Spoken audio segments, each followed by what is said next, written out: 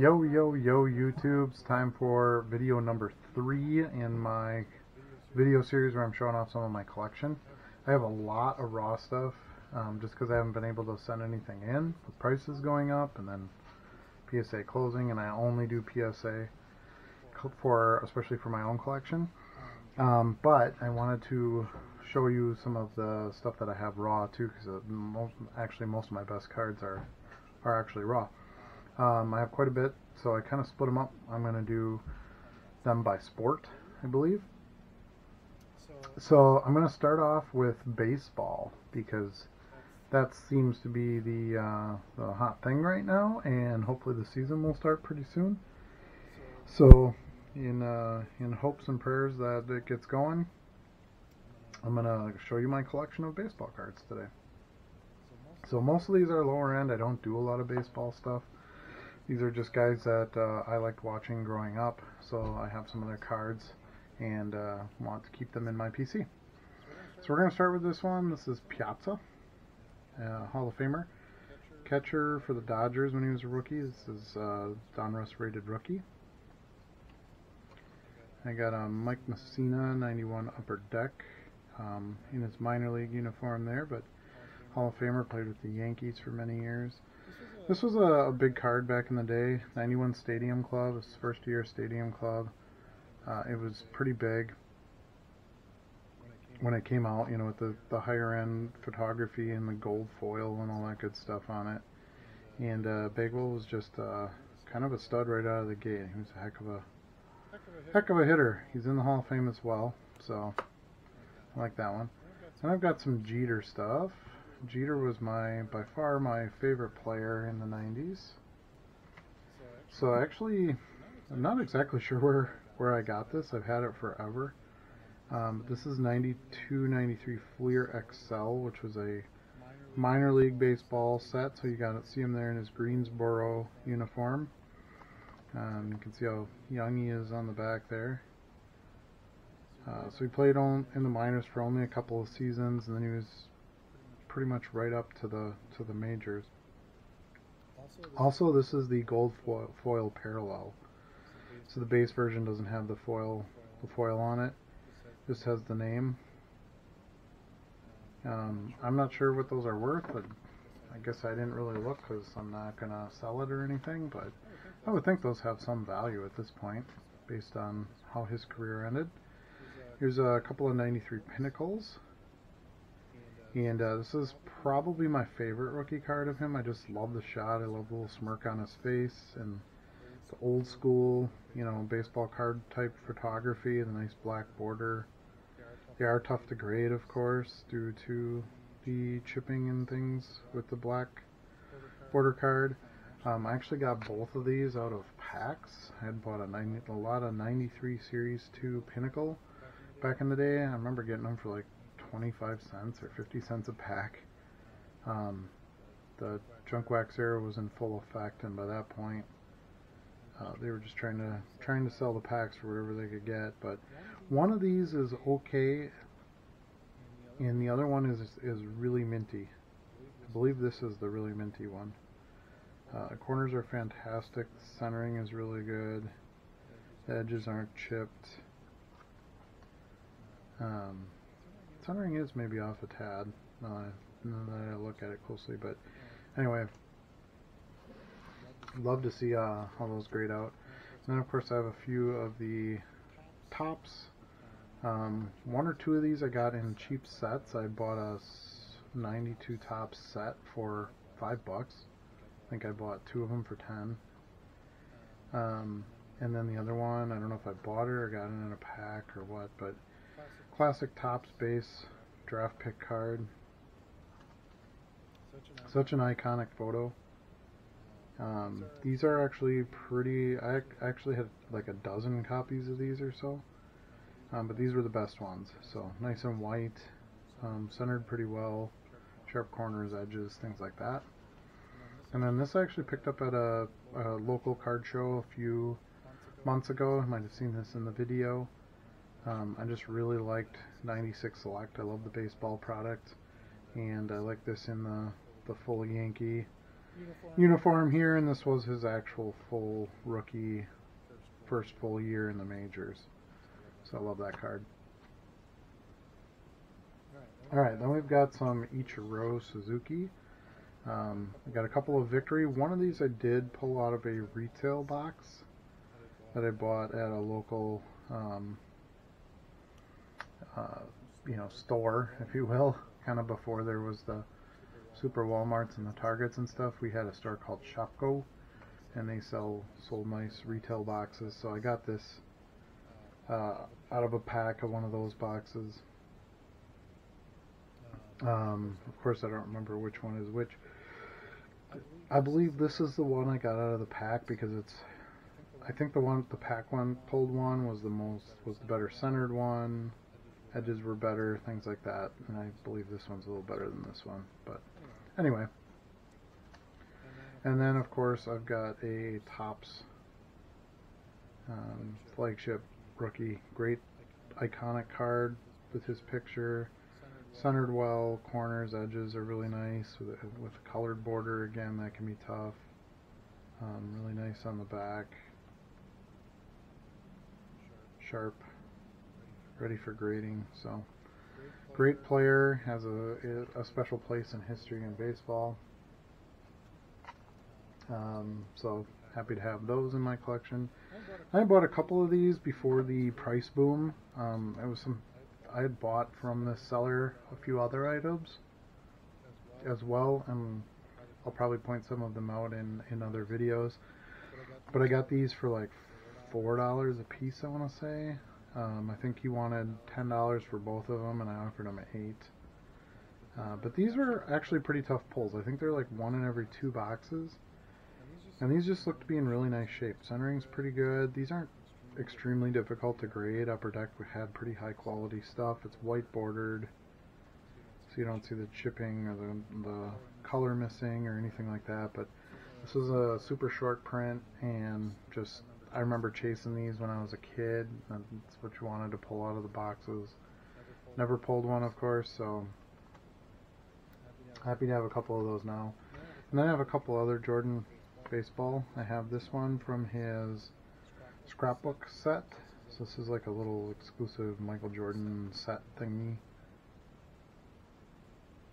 From when he was with the Barons. Yeah, it's MJ4. There's like 10 or 12 MJ cards in that set. And then this one is my favorite actual pack pulled prospect Jordan card. It is MJ23 on there. So I think it was a short print. It's got the star hologram out of Upper Deck, and it's got the professional baseball logo there. So this would have been 93 Upper Deck, but just a great shot of him hitting the ball.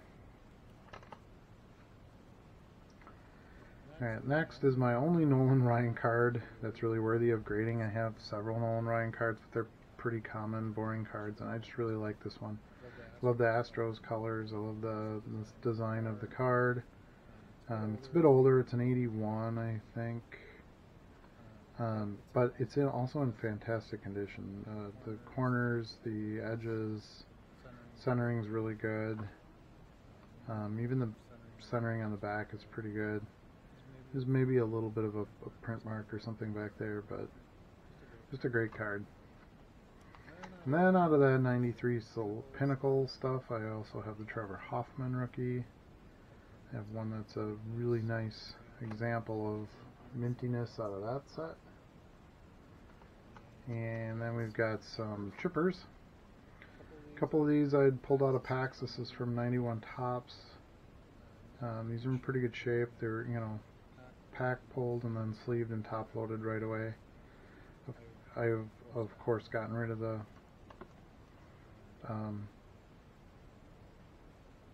top loads out over the years, as I don't keep any of my cards in top loads anymore, but you can see corners are really nice, color is nice, so a few of those. And then I also have another one that I pulled out of a pack. This is chipper from 91 Upper Deck. Nice card there. Braves uniform, prospect card, great. couple of Griffies. I do have an 89 Donruss. I believe I traded for this when I was a kid. You can see it's not in great shape. But from my childhood of collecting, so I'm going to hang on to that. This one I really like and I want to get graded because I pulled this card with my daughter. I made a video a while ago the first time I took her to a card shop, and she wanted something to open, and of course she picked a 1991 Fleer Jumbo pack because it had the most cards in it, which, as we all know, is probably the worst set of baseball cards ever made. But we pulled this really awesome All-Star Team Fleer Griffey card. Black border, tough to grade, but it is packed fresh. There is some fuzziness in that top right corner on the back, but just such a great card. He was such an amazing player, Hall of Fame. And like I said, something I shared with my daughter, so I think that's a cool one to hang on to. I've got some Manny Ramirez. And I won't necessarily, by the way, grade all these cards. At one time, it probably would have made some sense, you know, at the $8 price or whatever, but the cost now, it's just not. So I might just end up just keeping these raw. This is a couple of 92 score Manny Ramirez rookies. He was an amazing player for the Boston Red Sox for several years. Would be in the Hall if he didn't have the PED scandal stuff. And then a 92 Upper Deck Prospect. I really liked the Upper Deck Prospect cards back then. Upper Deck was just fun, you know, such a great set, you know, product for a few years there. I've got a couple Sosa rookies. I got a 90 Upper Deck. Nice shot there. He's in the White Sox uniform, of course. I was a huge Cubs fan. I am a huge Cubs fan. Watched Sammy play for lots of years, you know, enjoyed the home run race and all that. And then here's a 90 Leaf, by far I would say by far his best rookie card, like base rookie card. So I hope I do well on that. Then I've got some Bo Jackson stuff. This I bought at a show a few months ago. It was just in really amazing shape. These are tough to grade. You do see some fuzziness around the edges of the card. I don't think that they really take that into effect when they grade, but the black is nice, no chipping, centering is good. And then this is from 1986 Topps Traded. So yeah, you can see the sticker on there is $10. I believe I got it for $8 in my negotiation, but it is on a video somewhere, one of the card show videos in Appleton. I show you purchasing this card. And just iconic. Bo Jackson was the man. This is a card that I think is just iconic as well. And I just had one laying in a kind of a Commons box or a Stars box. When I got back into the hobby, I was digging through some of that stuff, see what I had, and I found this card. And I just love it. Black and white. It's got the shoulder pads on, and then the baseball bat across the shoulders.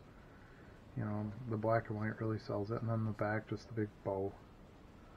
So, gotta have one of those. And then this one, I opened a lot of 87 Topps baseball. Loved the design. I love the wood border, the 90s future stars, you know, rainbow shooting star thing there. Nice picture of him, Bo Jackson in there. And this one's in pretty good shape.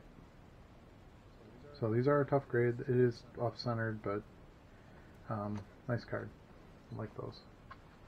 And I've got a few Frank Thomas. He was, of course, huge in the early 90s. I've got quite a few copies of this 90 Topps. This is my best one. It's a little off-centered top to bottom, but otherwise it's fairly centered. There's a lot of centering issues on these cards. And then I have two of the Score. Oh, this isn't an old holder. Huh. I have two of the Score first round draft pick cards. Nice smile, nice picture of Frank there. This one's pretty well centered on the back and the front. So, love to see how I do on those. And I do have one Tatis. I don't have a lot of modern, but I do have one Tatis holiday rookie. I had bought at a show a while ago.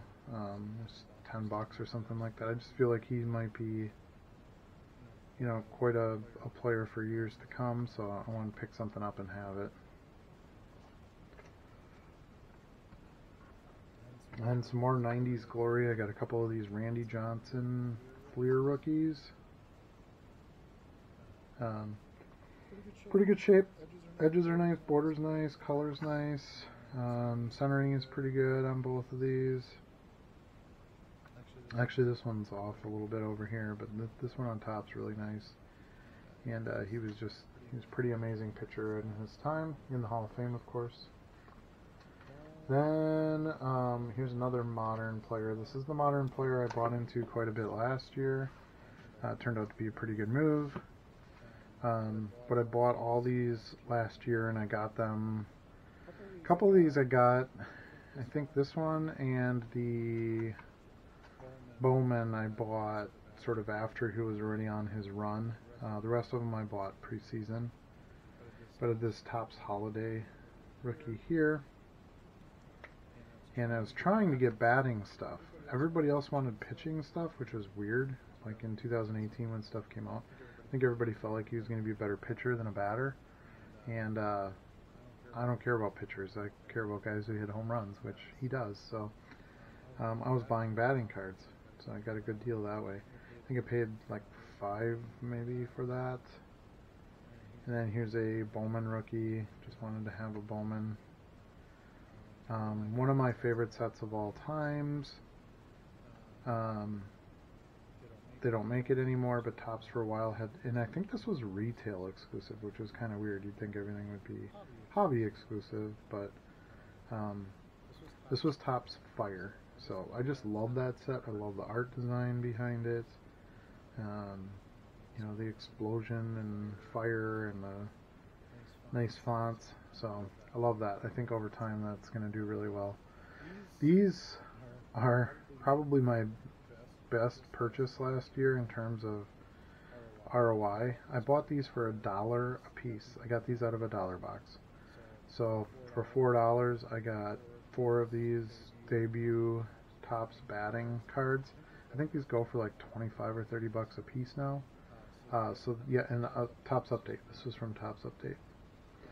There's a pitching card and a batting card. And I got 4 of the batting ones. So that was a good buy. And then actually at that same show, before the season started, I bought this Chrome too. And I got this pretty cheap too. I think I paid 25 bucks for it. Again, it's in a video in one of the Appleton shows, but just wanted a Chrome one. I love this card. I just think it's got a nice design. I like the little the year of this with the little blue wave here and nice batting stance, and I just think that's an amazing card. So my favorite athlete, I'm not going to say baseball player, but athlete when I was a kid was Rickey Henderson. I had this great little caricature t-shirt that I used to wear all the time of him stealing bases. That was like a thing back in the late 80s, those t-shirts. And so I have a couple of Rickey Henderson cards that I like that really showcase his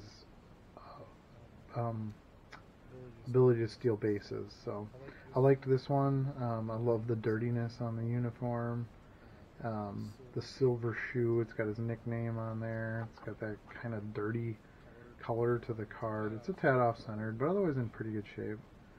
And this was 85, 83, can't see what year that is, 83 Fleer, so just a great card.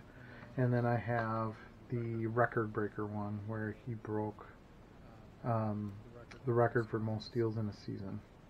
I think that's a great card. It really highlights, again, you know, him kind of sneaking on the paths and getting ready to go, and you know what he could do for the sport. Sets the modern record with 119th stolen base.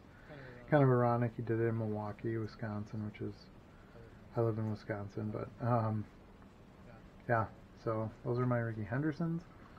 Then I've got one Mickey Mantle, certainly not an old one, but I love this card.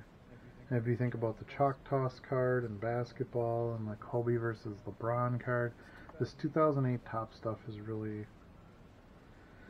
caught some attention. So just a great looking card. It's got the nice Yankees up there in the blue and gray. It's got this great widescreen shot of Mickey smacking the ball. It's got a facsimile signature. His name in some nice chrome. It's centered well, top to bottom, side left to right. Nice corners, nice edges. It's card number 7. They did replace card number 7 with Mickey for years. It's got a nice run of stats on here. You can see through his career.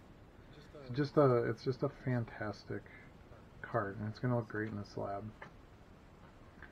Then I picked this up, I think, in a 50-cent box this year at a show. It's Chris Bryant rookie.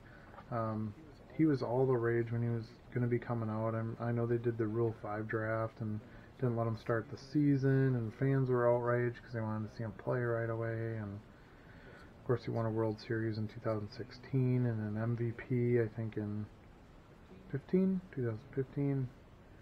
So just, again, as a Cubs fan, that was something that I wanted to have. Nothing high-end, just real simple. And then the ultimate baseball card, in my opinion, something I chased for years. Tad off-centered, but I didn't care. What really matters on here is the logo on the bottom of the bat, which I'm not going to explain to you what that says. I'm sure those of you in the hobby know what this card means. But this is Billy Ripken. It was Cal Ripken's little brother, and he had grabbed a random bat out of the dugout to do his baseball card shots, and of course the bat had something written on the bottom of it. And this is the original version with the full writing on it. I didn't want the blacked out or the white out or anything like that. The whole point is the error in the card and the fact that it got printed with that kind of language on it. So just an iconic piece of hobby history. So those are my baseball cards. I know it's nothing real special or high-end or anything like that, but I hope you appreciated the stories and thought it was kind of fun to see why I have what I have. I might be doing some more baseball this year. We'll see. But that's it for this video.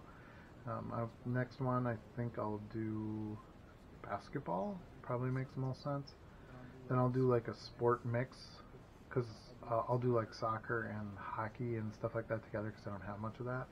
And maybe some non-sport. I have one really cool, not one of the 4 major sports cards that I adore. That I actually got out of the dollar box with those Otanis, ironically enough. And then football I might split into a few videos because I have hundreds of really nice high-end, rare insert stuff and lots of other great cards of other stars of the past and today. So thank you so much for watching, and we'll see you again soon.